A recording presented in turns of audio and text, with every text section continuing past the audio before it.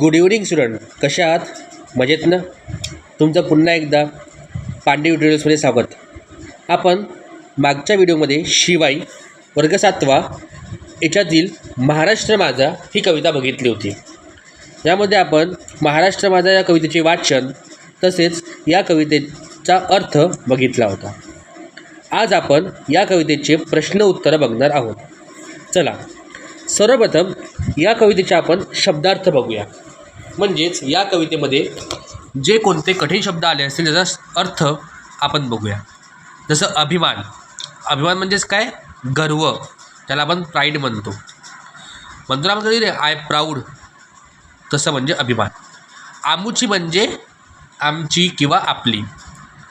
मस्तकी किंवा मस्तक म्हणजेच काय? आपलं डोकं. कमी म्हणजे कमतरता किंवा शॉर्टेज ज्याला आपण म्हणतो. पराक्रम म्हणजे शूरता, शौर्य, धाडस. भूमी म्हणजेच काय? तर जमीन. टेकतो म्हणजे नमन करतो, म्हणजे आपला जे माथा असतो तो आपण खाली टेकतो. माथा म्हणजेच काय? डोके आणि शीर. यामध्ये काही वाक्प्रचार आलेले आहेत. ते म्हणजेच कोणते? अभिमान असणे म्हणजेच गर्व असणे किंवा स्वाभिमान असणे असा होतो. माथा टेकणे म्हणजेच काय? नतमस्तक होणे, नमस्कार करणे. कमी नसणे म्हणजेच काय? कमतर नसणे.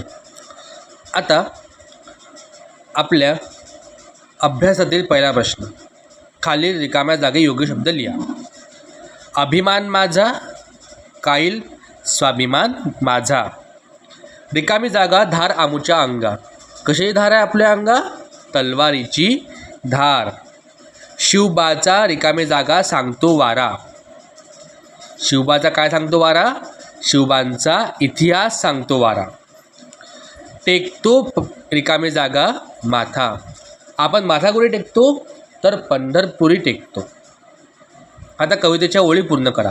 बघा, प्रश्न क्रमांक 2चं उत्तर तुम्हाला कवितेत सापडेल. बघा, महाराष्ट्र माझा, महाराष्ट्र माझा, अभिमान माझा, स्वाभिमान माझा, मराठी आमुची भाषा, मस्तकी देशप्रेमाची रेषा. आणि दुसऱ्या प्रश्नाचं उत्तर आहे त्याच्यामध्येच कडवं क्रमांक 3. सह्याद्रीच्या डोंगर रांगा, तलवारीची धार आमुच्या अंगा, पराक्रमाची ही भूमी, शूरवीरांची नाही इथे कमी. या ठिकाणी आपण प्रश्न क्रमांक 1 आणि प्रश्न क्रमांक 2 लिहिलेला आहे. बघा, प्रश्न क्रमांक 3. खालील कवितेच्या ओळींचा अर्थ लिहा. ज्याप्रमाणे तुम्हाला मी समजून सांगितलं त्याप्रमाणे त्याचा अर्थ लिहायचा होता. जसं आपल्याला 2 ओळी दिलेल्या आहेत. कोणत्या कोणत्या? मराठी आमुची भाषा, मस्तकी देशप्रेमाची रेषा. याचा अर्थ आपल्याला काय लिहिता येईल? बघा, मी झूम केलेला आहे इथे. महाराष्ट्र हा आमचा अभिमान आहे. मराठी ही आमची भाषा आहे. या राज्यात देशप्रेमाची भाषा ओतप्रोत भरलेली आहे आणि भावना ओतप्रोत भरलेली आहे, असं त्याचं उत्तर लिहायचं आहे. त्यानंतर यातील दुसरा प्रश्न कोणता आहे? तर पराक्रमाची ही भूमी, शूरवीरांची नाही इथे कमी. याचा अर्थ आपल्याला कसा लिहिता येईल? ही महाराष्ट्र राज्याची भूमी पराक्रमाने गाजलेली आहे किंवा गाजवणारी आहे. पराक्रम गाजवणाऱ्या शूरवीरांची इथे कमतरता नाही, असा आपल्याला त्याचा अर्थ लिहिता येईल. प्रश्न क्रमांक 4. खालील प्रश्नाची एका वाक्यात उत्तरे लिहा. कवीला कशाचा अभिमान आहे? तर कवीला कशाचा अभिमान आहे? महाराष्ट्र माझा असल्याचा कवीला काय आहे? अभिमान आहे. कशाचा अभिमान आहे? महाराष्ट्र माझा असलेला कवीला अभिमान आहे. आमच्या अंगाला कशाची धार आहे? आमच्या अंगाला तलवारीची धार आहे. महाराष्ट्राची भूमी कशी आहे? महाराष्ट्राची भूमी पराक्रमाची आहे.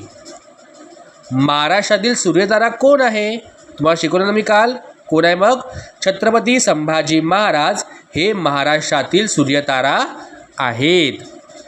आम्ही आमचा माथा कुठे टेकतो? तर आम्ही आमचा माथा पंढरपूरच्या विठुरायासमोर टेकतो. कुठे टेकतो? पंढरपूरच्या विठुरायासमोर. महाराष्ट्राचा वारा कोणाचा इतिहास सांगतो? महाराष्ट्राचा वारा शिवबाचा इतिहास सांगतो. प्रश्न क्रमांक 6 बघूया पहिले. खालील शब्दांना समानार्थी शब्द लिहा. अभिमान, गर्व, डोंगर, पर्वत, भूमी, जमीन, वारा, पवन, पराक्रम, शौर्य, माथा. बघा तुम्हाला सगळ्यात पहिले भाषार्थामध्ये दिलेलं आहे. माथा म्हणजेच काय? शीर. आपला प्रश्न आला होता प्रश्न क्रमांक 5. काय आहे? खालील प्रश्नांची थोडक्यात उत्तरे लिहा. महाराष्ट्रात पराक्रमाची कमतरता नाही असे कवी का म्हणतात? तर बघा, महाराष्ट्राच्या भूमीत अनेक योद्धांनी जन्म घेतला. त्यांनी आपला पराक्रम गाजवला. छत्रपती शिवाजी महाराज व छत्रपती संभाजी महाराजांचा पराक्रम व शूरता इतिहास सांगतो. म्हणून महाराष्ट्रात पराक्रमाची कमतरता नाही असे कवी म्हणतात. त्यातील दुसरा प्रश्न, महाराष्ट्राचा इतिहास कसा आहे? तर महाराष्ट्रातील डोंगररांगा या योद्धांनी भरलेल्या आहेत. त्यांच्या अंगाला तलवारीची धार आहे. छत्रपती शिवाजी महाराज व छत्रपती संभाजी महाराज यांच्या पराक्रमाची गाथा इतिहास सांगतो.